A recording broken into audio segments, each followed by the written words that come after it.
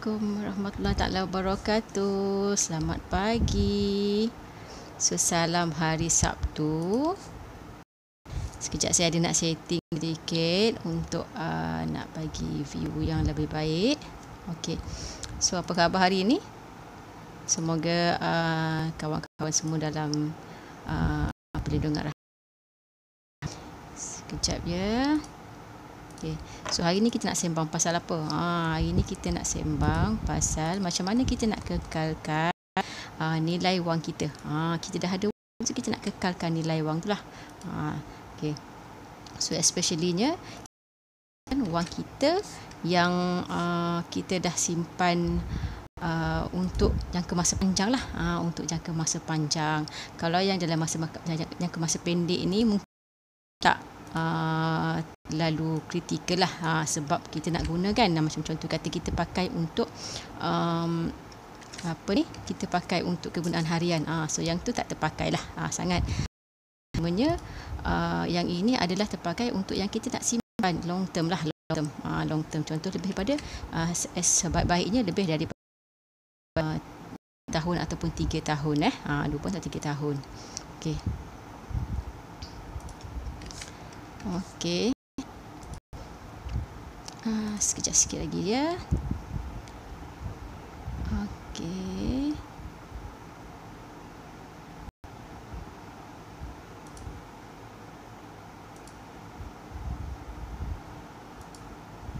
Okey. So, kita fokus pada tajuk kita hari ni lah. So, tajuk kita adalah kita nak kekalkan nilai wang kita. Nilai wang kita. Wang kita tu apa contoh kan? Biasanya kita wang ni kita nampak dalam bentuk RM lah. RM dalam bentuk wang kertas macam ni, contoh RM50. Nak kekalkan nilai wang ni. Contohnya RM50 ni kita nak kekalkan kuasa beli datang. Tahun akan datang dan seterusnya 20 tahun akan datang. Kan? Contoh saya nak bersara. So kalau saya simpan duit ni RM20 ni, maknanya contoh RM50 saya simpan. So adakah nilai dia akan sama 20 tahun lagi? Yang saya nak bersara lagi 16 tahun. Lagi 16 tahun kan, umur 60 contohnya. Bersara betul lah. Sekarang saya dah bersara daripada kerja. Cumanya saya masih ada buat kerja lah lain-lain lagi, sebab saya masih ada kudrat. Dan macam contoh saya hari ni, saya sharing ni macam kerja saya untuk nak beri kebaikan kepada orang lain lah. So melalui kebaikan, melalui saya nak cerita pasal pada orang berkenaan dengan pengurusan kewangan. Kenapa pentingnya pengurusan kewangan ni?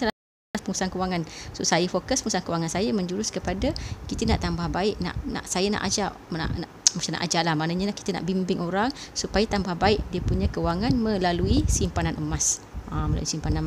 So adakah kuasa beli RM50 ni akan sama lagi 16 tahun bila saya nak bersara? Contoh saya simpan dalam bentuk duit.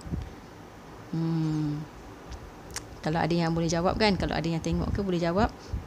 Tak, memang tak lah. Memang tak. Contoh kita kata contoh kita kata dari segi harga barang ke apa ke kan, harga barang ke apa, so memang dia tak akan sama sebenarnya.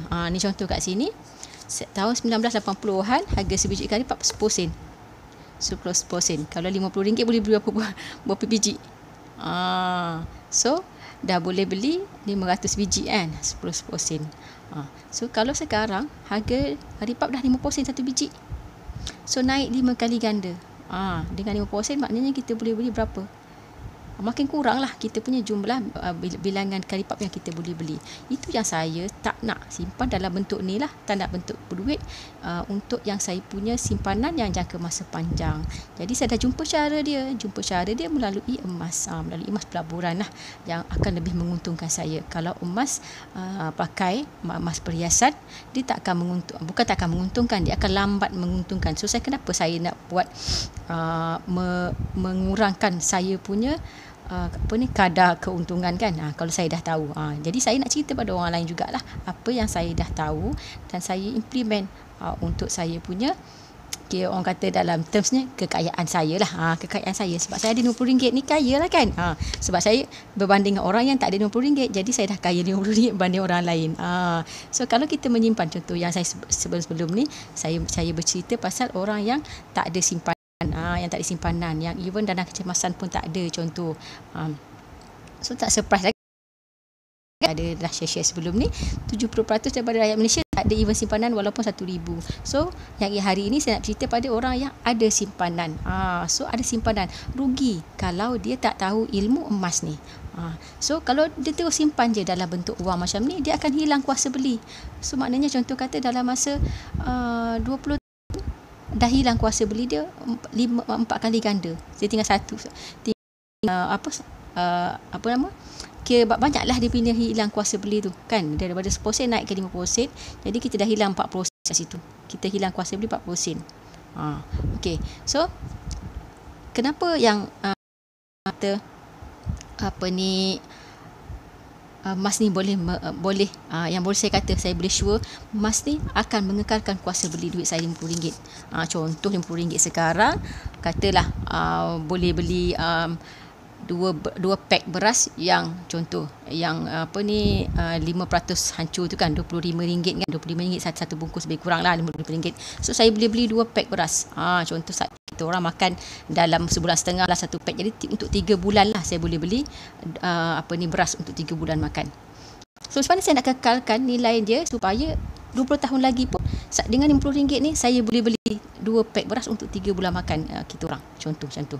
So macam mana saya nak kekalkan ni? So contoh yang ada di skrin tu, zaman Nabi ni cerita zaman Nabi, tapi ini memang realiti.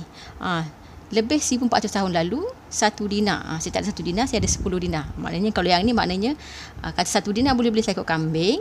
Maknanya 1 keping ni boleh beli 10 ekor kambing. Ni 10 dinar aja. 10 asyarah tu 10 dinar. So boleh beli 10 ekor kambing. So kalau hari ni pun, sampai hari ni, dia punya nilai 1 dinar tu boleh beli 1 ekor kambing juga. Hari ni dah 1000 berapa? Saya tak buka pula tadi.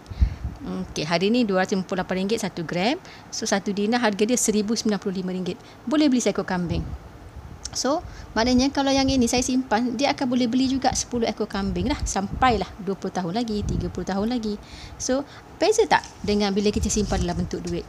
Bila simpan dalam bentuk duit, so kalau kita simpan dalam bentuk duit, mungkin masa yang memang, kalau tengok ke harga karipap tadi kan, cerita harga karipap tu, tahu 20 tahun dulu karipap 10%, sekarang dah jadi 5%.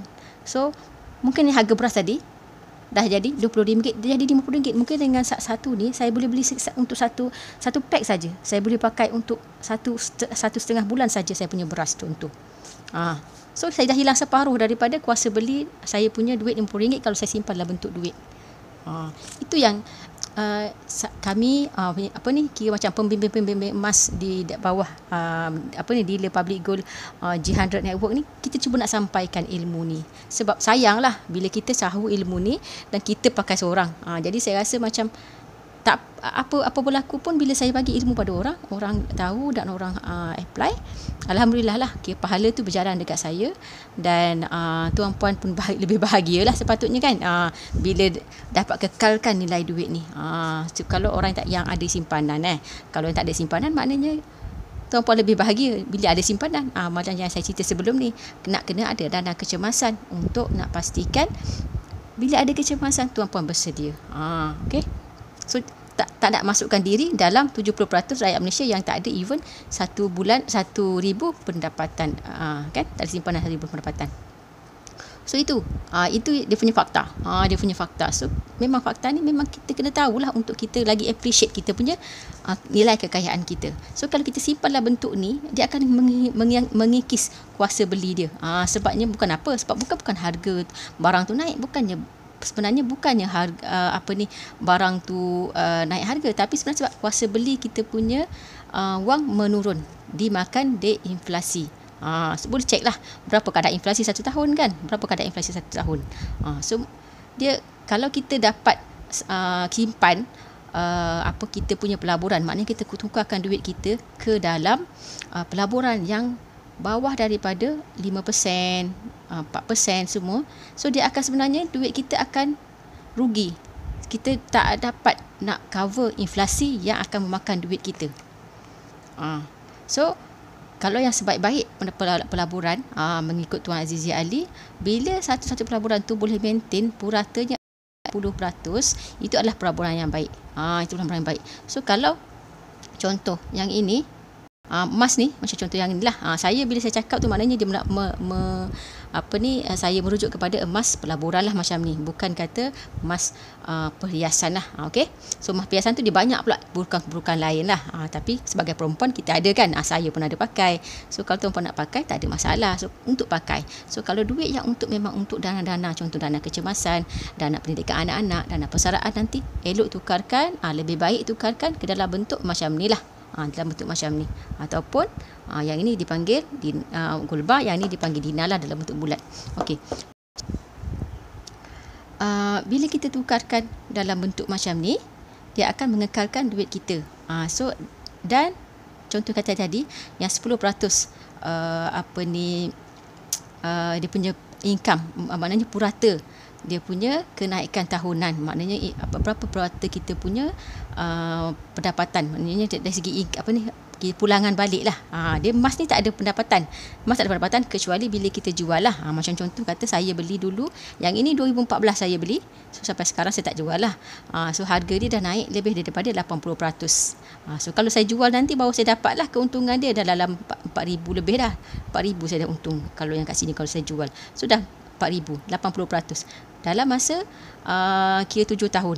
So maknanya average samalah dengan Tuan Azizi Ali buat kajian, average dia adalah dalam 10% tahun. Dia tak kurang daripada 10%. So kalau pelaburan yang boleh memberikan purata setiap tahun 10%, pelaburan tu sangat bagus. Kalau tuan nak yang lebih daripada tu, kalau dalam buku Tuan Azizi Ali ni, Jutawan dari Planet Jupiter, dia ada tulis lah dalam buku ni, dia tulis kalau kita nak lebih banyak lagi lah, lebih daripada 10% tu, mungkin ada lah cabang-cabang, contoh kata bank rakyat punya share kan. So yang tu mungkin ada lah yang tu, tapi nak masuk tu susah. Saya pernah queue sampai sekarang tak dapat lah. Okey. So kalau nak dapat lebih daripada 10%, sebenarnya jalan bukan pelaburan, jalan dia adalah perniagaan. Even jual nasi, jual kari pak pun dia untung dia memang tak kurang dari 10% lah, mesti lebih punya lah. Biasa 50%, 30%. 30% tu biasa kalau orang berniaga makanan. So kalau kata yang lain-lain, boleh tengok pada demand kan, pada demand sesuatu barang tu, dia boleh pergi sampai 200%. Tuan Azizi Ali cakap dalam buku ni. Kalau nak dapat 200% satu tahun, kalau perniagaan sangat biasa. Tapi kalau ada orang yang approach tuan-puan, kita apa-apa perniagaan yang nanti ni dapat 200%. Contoh tuan-puan bagi saya 10,000, saya satu tahun perempuan akan dapat 20,000, 200,000 kan. So bagi 10,000 boleh dapat 200,000, 200,000 ataupun boleh dapat 20,000, 50,000. So mungkin kena tengok lah. Kalau dia kata perniagaan tu kita kena buat research sedikit. Tapi kalau macam contoh kata yang kebiasaannya yang kata tak ada apa-apa risiko apa semua tu, so memang itu tanda-tanda scammer lah. Mungkin kena tengok lah dari segi dia punya modus operandi perniagaan tersebut. Mungkin ada yang betul, tapi maknanya kita yang kena ambil inisiatif untuk mengkaji benda tu. Kalau jadi shareholder kan, biasanya kalau shareholder pun dia tak adalah macam nak kata tak ada langsung dia punya risiko, apa-apa pun dah risiko. Tapi kalau dengan emas sebenarnya tuan-puan macam boleh kata zero risiko. Dia adalah risiko dia. Sebab tu saya sarankan orang yang nak beli emas macam contoh macam ni, nak tukarkan dalam bentuk macam contoh yang ni dah 10,000 satu ni, dekat 10,000 maknanya nak tukarkan duit dia 10,000. Ada yang untuk dana dia punya persaraan contoh nanti kan, lagi 10 tahun ke 15 tahun ke. Ada kawan saya yang dia memang istiqomah menyimpan lah untuk dana persaraan dia nanti. So saya kata make sure duit tu yang tak digunakan at least dalam masa 2 tahun. Sebab risiko dia ada juga risiko. Dia ada juga risiko saya tunjuk risiko dia kat sini. Risiko dia ni. Kalau kita tengok graf ni, tahun 2014 tu kan, 2014 tu daripada tahun 2012 kat situ tu, tahun 2014 dia turun. Risiko dia kat situ. So kalau yang masa 2 tahun kat situ, kalau orang yang beli 2012 dia beli puncak, 2014 dia dah nak jual, biasanya orang tak ada ilmu lah.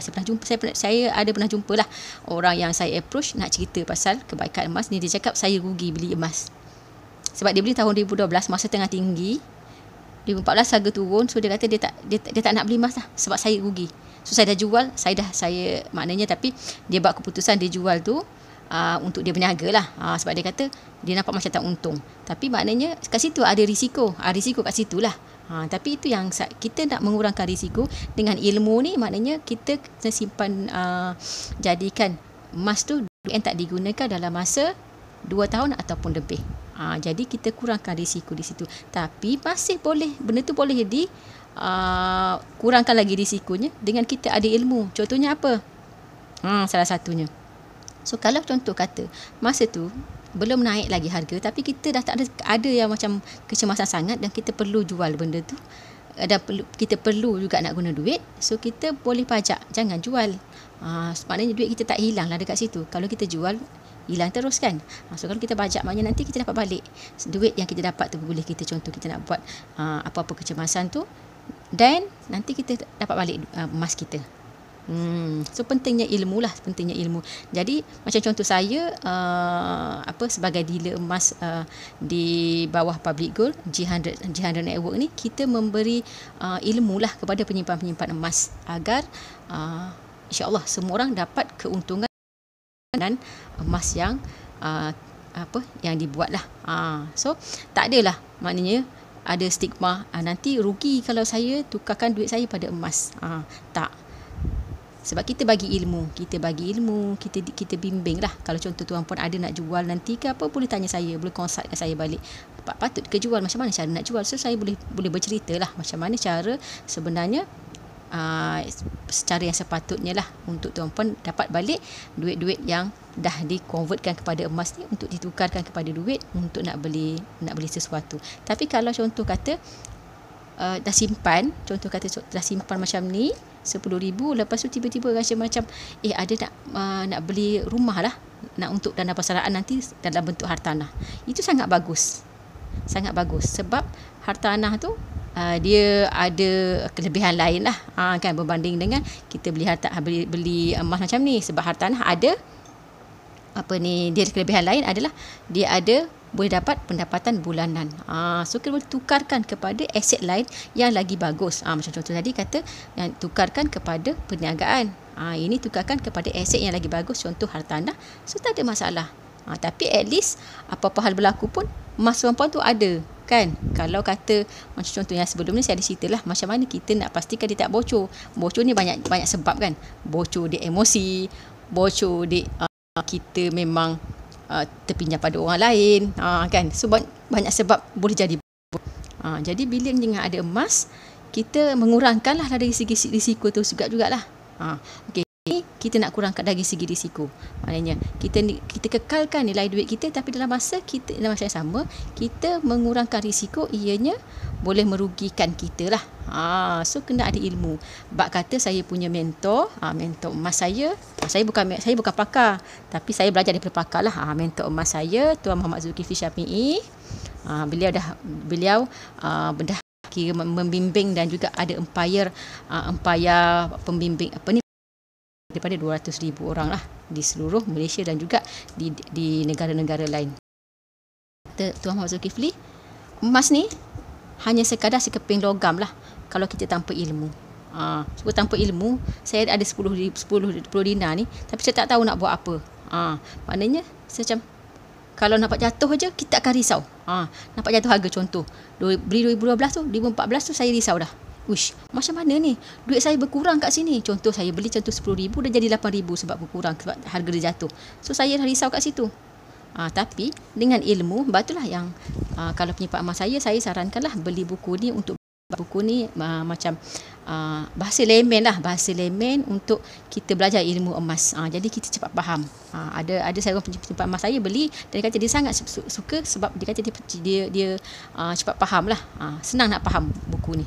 Okey, so maknanya bila kita ada ilmu, contoh harga jatuh, kita rasa macam tak apalah harga jatuh, ada duit aku beli, aku dapat lagi banyak nilai gram, kan. Macam contoh harga jatuh RM10 daripada sebelum ni, mungkin RM10 tu kita ada harga 100, kita mungkin dapat berapa gram dah daripada 100 tu, beberapa 0 point berapa gram, kan. Tapi bila harga tinggi, kita gembira juga, sebab kita kata kalau aku nak jual masa ni aku untung. Kalau yang masa harga jatuh, ini kalau aku beli aku untung sebab aku dapat lagi banyak nilai gram bila aku beli. So itu mindset lah, maknanya apa-apa kita punya mindset dan juga kita punya ilmu yang akan menentukan apa tindakan kita, apa reaction kita. So kena ada ilmu lah untuk nak pastikan apa-apa pelaburan pun, apa-apa kita punya nak buat dengan kita punya kekayaan adalah kena ada ilmu. Tapi kalau kata kita saya adalah bercakap dengan seseorang lah. Dia kata, kenapa kita nak perlu simpan dalam emas, sedangkan saya boleh simpan benda tu dalam contoh hartanah kan, kripto ke, saham ke apa kan. Tapi okay, so bear in mind, ini cakap pakar, bukan cakap saya. Saya cuma sampaikan apa yang saya tahu untuk lebih ramai orang tahu. Sebab saya dapat feedback lah daripada ramai orang. Macam contoh kita buat talk show kan setiap hari Rabu. Talk show dalam bawah grup kami G100 Network setiap hari Rabu. Kalau nak tengok kan dalam Public Goal by G100 Network tu, FB page. So ramai, banyak ilmu-ilmu basic sebenarnya orang tak tahu. Ilmu basic orang tak tahu. Contoh, saya punya penyimpan emas pernah cakap kat saya, kenapa harga emas, tapi dia dah beli dululah. Saya dah cerita-cerita kat dia rasa macam tertarik lah. So dia beli yang EPP, dia lock yang bayaran 10 kali. Bayar 10 kali. Dia kata, kenapa bila dia beli tu, dia ingatlah kan harga dia beli berapa. So bila dia pergi kedai emas, dia tengok kenapa harga kedai emas lagi rendah daripada yang dia beli. So, tapi sebab dia percaya pada saya kan, orang yang saya kenal, dia percaya pada saya, dia kata, cuma dia tanyalah balik, kenapa harga emas tu lagi rendah dekat kedai emas daripada yang dia beli gold. Saya cakap lah, yang dipaparkan dekat kedai emas, kebiasaannya adalah, kecuali di state lah, kebiasaannya adalah harga 916. So, kualitinya lagi kurang. So, macam contoh saya rasa itu ilmu basic lah. Sebab barang kemas ni memang kualiti dia 916 ataupun 22 karat kan, 22K. Tapi ramai orang tak tahu. So macam bila kita saya macam contohnya tadi penyimpan emas tu, saya rasa macam okey, alhamdulillah lah dia tahu, maknanya ada keturunan yang perlu dibeli untuk tujuan tertentu. Okey. So contohnya balik pada pakar ni lah. Ini pun ilmu basic saya rasa, tapi ramai orang tak tahu. Berapa banyak perlu ada simpanan emas. Ini pakar ada 3 pakar ni. Azizi Ali ni, yang saya tulis tadi, buku tu, penulis buku ni Azizi Ali. So banyak buku dia lain lah, saya satu ni, ada lagi buku-buku lain. Azizi Ali cakap, kalau yang gambar yang kat situ gold, get into gold, masa untuk emas. Itu pun saya ada buku dia. Dia kata kena simpan, contoh at least yang ini maknanya dia punya minimum kena simpan, convertkan daripada nilai kekayaan kita 10% kepada emas. 10%. Macam contoh, kita kumpulkan semua, kita campurkan semua kita punya nilai kekayaan. Kalau tuan-puan baca buku Robert Kiyosaki, Rich Dad Poor Dad, dia memang ajarlah supaya kita tak kena tahu berapa kita punya nilai kekayaan, supaya kita boleh tengok balik nilai kekayaan berbanding dengan liability. Nak tahu kita ni sebenarnya orang kaya ke, sebenarnya kita banyak hutang. Bila kita buat tu baru kita tahu kan. Bila tengok, contoh kita ada rumah contoh banyak kan, contoh ada 2-3 biji kan, simpan ni, rupanya semua rumah tu hutang. So bila tengok balik daripada dia punya value, tolak dengan hutang yang ada dengan bank, mungkin negatif. So kita sebenarnya tak ada harta pun, kecuali kita dah bayar semua, macam tu. So macam tu. So kita kena tengok lah. Itu dalam buku Rich Dad Poor Dad lah, boleh baca lah kan. Okay. So dia kata kalau contoh nilai kekayaan kita 1 juta, so kena simpan at least 100,000 dalam bentuk emas. Okay. So sebab ini salah satu untuk kita kekalkan nilai kekayaan kita, nilai wang kita. Apa-apa hal berlaku, kita ada emas yang boleh mengekalkan kita punya nilai kekayaan kita. Sebab contoh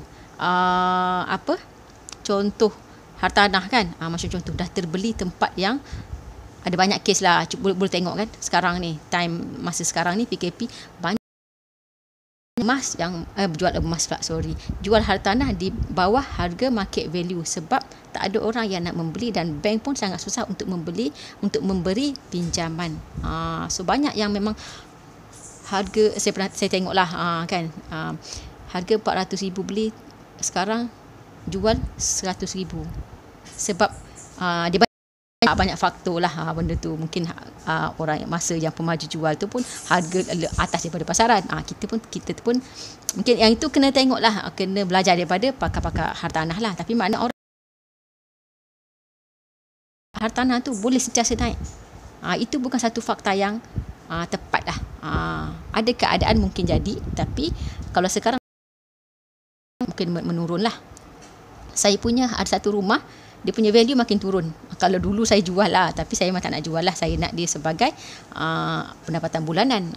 So kalau dulu saya jual, lagi untung daripada saya jual sekarang. So saya tak apalah. Alhamdulillah tempat tu pun memang ada penyewa, dan penyewa saya tu sangat sukalah dengan rumah saya tu. So memang dia still duduklah kat situ, kan. So Tuan Aziz Ali cakap 10%. Tuan Aziz Ali ni pakar kewangan lah, bukan saya pakar kewangan. Saya cerita yang pakar kewangan cakap. So Robert Kiyosaki, ni tu buku dia, Rich Dad Poor Dad yang saya cerita tadi. Okay, dia lagilah rasa macam emas ni memang boleh membantu, boleh membantu untuk mensecurekan nilai kekayaan kita. Dia kata 25% lagi banyak. Maknanya dia lagi skeptikal dengan aset-aset lain, aset hartanah, aset duit. Okay, Robert Kiyosaki cakap 25%. Maknanya kalau 1 juta, 250,000 kena ada dalam bentuk emas. So nilai balik, kalau contoh nilai kekayaan kita berapa, contoh kita ada 100,000, maknanya kita kena tukarkan at least, kalau Robert Kiyosaki maknanya 25,000 dalam bentuk emas, untuk nak jaga nilai kekayaan kita, untuk kekalkan nilai kekayaan kita. Macam tadi yang saya tunjukkan, maknanya duit kita dia akan menurunkan dia punya nilai, tapi bila kita tukarkan kepada emas, dia akan mengekalkan, dan kalau tengok ke graf tadi tu, akan menaikkan lah sebenarnya. Cumanya kita nak pastikan dia sebenarnya dalam kewangan ni, kita nak pastikan satu, yang first ni adalah kita tak jadi miskin. Itu lagi penting daripada kita makin kaya. Tapi sebenarnya kita nak pastikan kita tak miskin, itu lagi penting daripada nak pastikan kita kaya. So apa berlaku, kita nak pastikan kita tak miskin. Contoh yang untuk dana kecemasan tu, kita tak nak pastikan kita tak miskin lah. Itu yang perlunya ada dana kecemasan. 3 bulan tadi, yang 3 bulan yang sebelum saya cerita, 3 bulan, 6 bulan dengan setahun tu, mungkin boleh tengoklah saya punya live pada hari-hari sebelum ni. Saya tengok tarikh dia. Dana kecemasan saya sembang pada hari apa. Sekejap, dana kecemasan mana pula. Dana kecemasan saya sembang pada 10 hari 2 September hari tu. Boleh tengok balik saya punya dana kecemasan ni. Ada ke tak ada maknanya. Yang tu kita nak pastikan kita tak jadi miskin. Ramai orang jadi miskin sebab tak ada dana kecemasan. So bila PKP berlaku, dengan perbelanjaan dia 100% daripada pendapatan, PKP berlaku, tiba-tiba dia dipotong gaji, contoh 40%. So dia dah jadi miskin sebab tak ada dana kecemasan. So dia tak boleh nak survive untuk dengan gaji yang kurang 40% tadi. So bila contoh ada kawan-kawan saya yang kena berhenti kerja masa PKP tahun lepas, kena berhenti kerja, tapi dengan ada dana kecemasan, dengan ada backup emas, boleh cover benda tu sementara dalam masa yang sama. So dia buatlah kerja-kerja lain. Macam contoh kalau saya ada kawan saya tu, maknanya dia buat kerja jadi Grab dulu, sementara dia dapat kerja lain. Maknanya dia boleh cover kehidupan dia. Okay, so Mike Melanie. Mike Melanie siapa? Dia ni pakar mata wang lah, pakar mata wang. Maknanya dia tahu pasal mata wang lah, pasal wang tunai ni. Tunai. Wang tunai ni kan, kalau tak ada tulis wang kertas ini sah diperlakukan dengan nilai RM50 ni. Saya baca tak nampak tadi kan. Wang kertas ini, nanti boleh tengok. Duit tu semua ada. Wang kertas ini sah diperlakukan dengan nilai RM50. Kalau tak ada benda ni, wang kertas ni hanyalah sehelai kertas yang tak ada nilai. Kalau tak sah diperlakukan, maknanya kalau contoh kata tiba-tiba je, uzubillah lah kan, tiba-tiba je kerajaan kita jatuh sekarang. So kerajaan baru tak nak pakai duit ni, dia nak buat duit lain. Banyak keadaan dekat negara-negara lain yang negara-negara lain lah, contoh dekat Zimbabwe ke apa pun, banyak negara-negara yang kerajaan dia ada pernah tukarkan wang, sebabnya memang kadar inflasinya sangat tinggi, jadi tak boleh nak buat apa dah dengan wang yang sedia ada. Jadi dia terus abandon wang yang lama tu, terus tukarkan kepada nilai yang lain. So nak buat apa duit ni? Tapi contoh kita dekat Malaysia ni, kalau tuan-puan boleh recap balik, kalau yang macam lama-lama pernah bercerita dengan mak ayah kan, Boleh recap balik masa tu atuk nenek kita lah dulu.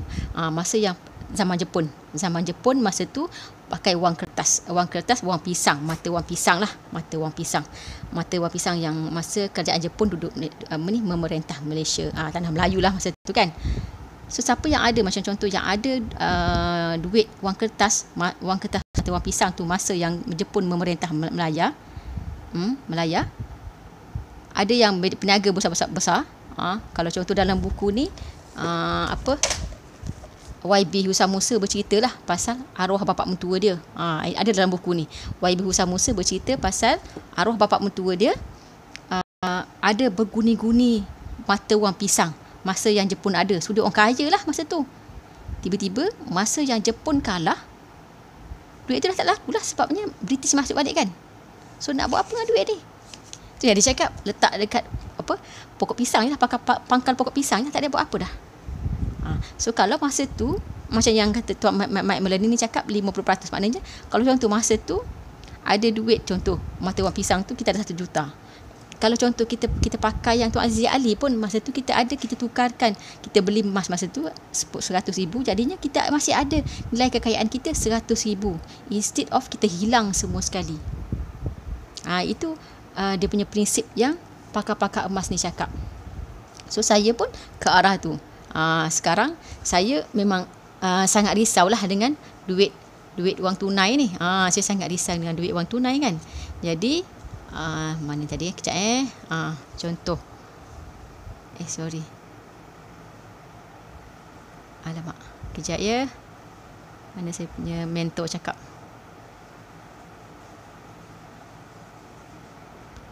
Saya tak ambil ke?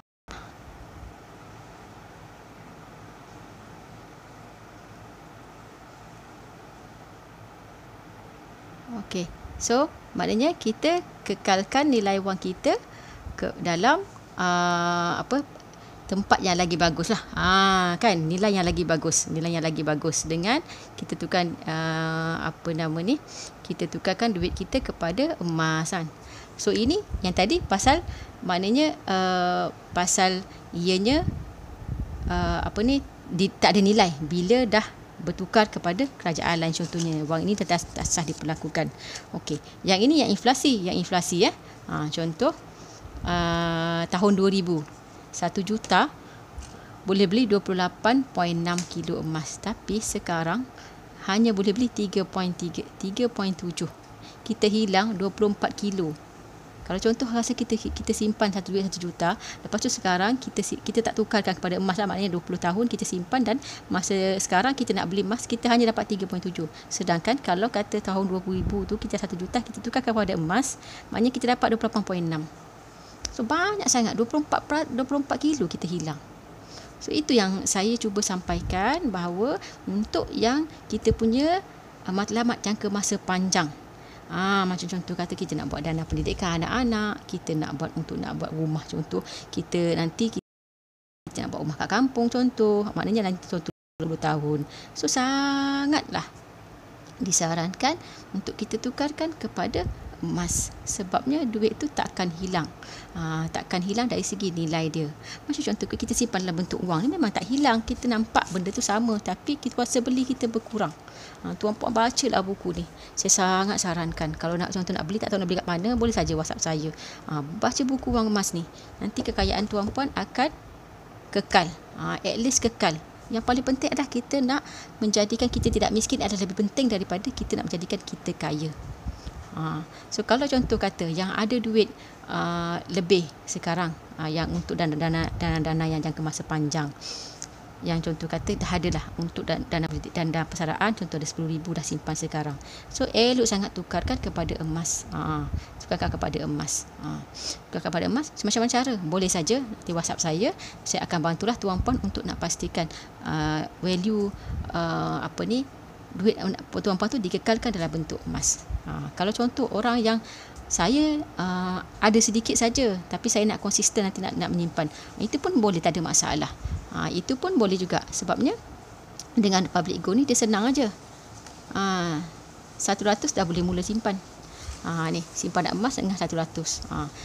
Akaun emas cap. Akaun emas cap, Gold Accumulation Program. So simpan aja dalam tu, tambahkan setiap bulan supaya konsisten menyimpan. So yang ini dia punya terms dia lah. Patuh syariah apa semua. So transaksi dia tu untuk 24 jam. So senang lah untuk tuan-puan mula beli. Okey. So macam mana cara sebenarnya nak menyimpan ni? Macam mana cara nak menyimpan? So macam cara nak menyimpan tu. Yang menarik lagi, kalau yang orang yang tak tahu, semua pemilik tidak perlu isytihar kepada kerajaan. So duit kita kalau dekat dalam akaun bank, kita kena isytihar kan. Tak perlu isytihar pada kerajaan. Kita beli dan kita simpan sendiri, tak siapa pun yang tahu kita. Lepas tu kalau orang muflis pun sangat bagus, akan disita lah jika isytihar muflis. Lepas tu dia boleh beli dengan duit dia tu, dia boleh simpan dalam dia boleh beli yang fizikal tu untuk disimpan sendiri. Itu antara kelebihan lah, kelebihan emas. Maknanya dia akan menjaga nilai duit kita. Kalau kita muflis pun kan, bukan susah kan? Kita tengok cerita orang-orang yang muflis kan, susah kan? Nak ada akaun bank apa semua. So memang sangat dia punya struggle lah kehidupan. Tapi bila dia ada emas, ramai orang muflis yang bila ada emas, dia boleh hidup macam biasa. Sebab dia boleh jual emas itu untuk apa-apa keadaan. Sebab tak kena sita pun kalau emas. Okey. So macam mana nak mula? Macam mana cara strategi nak menyimpan emas ni? So strategi nak menyimpan emas ni okey. Beli dulu sekarang, jangan tunggu masa yang bila masa yang sesuai. 10 tahun dululah. Masa saya beli 2000, yang ni 2014 saya beli RM145. Sekarang 258. 258 sorry. 258. Dah RM140 1 gram naik. So mesti kita nak yang masa yang 1.4 lebih tu kan, tapi tak dapat dah. Kalau lagi yang naknya masa yang dululah tahun 2000. 20 tahun dulu RM35 1 gram. Mesti nak yang tu kan, tapi tak dapat lah. Beli sahaja. Kalau contoh kata yang tak ada bajet banyak besar, mula je 100 untuk jadikan benchmark untuk kita beli hari ni. So kita ada benchmark. Okey, hari ni 1 gram RM258 ataupun sekurang-kurangnya 100 dapat 0.3876. So kita dah menjaga nilai kekayaan kita dekat situ. Okey, lepas tu beli emas secara konsisten. Memang kena beli konsisten. Apa-apa simpanan pun kena konsisten. Bila kita konsisten, baru akan nampaklah dia punya proses tu, dan 3 tahun insya-Allah kita dah ada lah. Bila kita konsisten, contoh 100 sebulan pun, maknanya 3 bulan dah 1 gram. At least 4 gram dah 1 tahun. Kan? Daripada kita tak ada apa-apa. Okey. So tambah stok emas ketika harga emas jatuh. Tambah stok emas. Kalau contoh kata harga emas jatuh, kita ada duit, beli lagi banyak lagi. Janganlah stick yang kata contoh beli 100 saja. Bila ada aja contoh ujung tahun dapatlah, kata contoh kita dapat bonus ke kan, kita dapat saham, kalau yang ada saham dapat income saham ke, so bolehlah belikan tambah lagi kita punya nilai emas. Macam contoh zero hutang bukan mudah tapi tak mustahil. Maknanya sebarang kenaikan daripada kita punya gaji ke apa ke, sebenarnya kita kena simpan. Jangan kita naikkan kita punya taraf cara hidup lah. Cara hidup maknanya contoh kata ramai orang yang naik gaji contoh gaji contohlah naik gaji RM250. 4 tahun dia dah naik RM1,000 kan.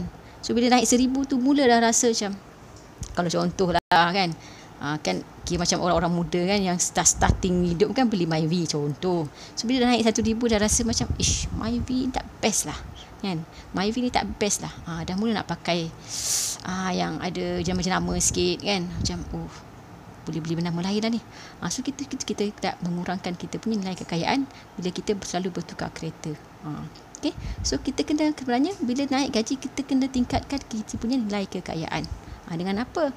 Salah satunya dengan emas lah, ataupun beli harta tanah apa semua. Tapi dengan emas ni, contoh kata 10 kita tuan-puan contoh kata simpan sedikit-sedikit dapatkan jadi 10 dinar macam ni. So apa-apa hal berlaku untuk nak beli nak buat deposit rumah pun dah boleh dapat dah ni RM10,000 kan untuk buat deposit rumah. Maknanya tuan-puan boleh tambah nilai kekayaan sedikit-sedikit dengan emas. Tapi kalau contoh nak beli rumah, kita kena sedebuk lah ada RM10,000 baru boleh beli kan. Nak kena tunggu layak dapat loan So banyak dia punya step. Tapi dengan emas ni mudah, sangat mudah. 100 dah boleh simpan dah. Kalau tak ada pun banyak. Kalau contoh ada lebih duit sikit, contoh kata 200 satu bulan, boleh ambil yang bayaran 10 kali. Contoh nak dapatkan yang 10 gram ni. 10 gram ni RM2,578. Maknanya dekat 300 satu bulan. RM250 RM260 satu bulan lah lebih kurang. Kalau ada bajet lebih kurang 300 dah boleh beli. Yang ini bayar sekarang ada promotion. Saya duk ingat yang bayar 10 kali hari tu. Sekarang ada dia punya normal promotion dia, normal pembayaran dia adalah 6 kali lah. So 2578 dia bayar 6 kali dalam berapa tak ingat pula tadi. Kejap 2578 bahagi 6. So dalam 430 lah satu bulan. 430 satu bulan.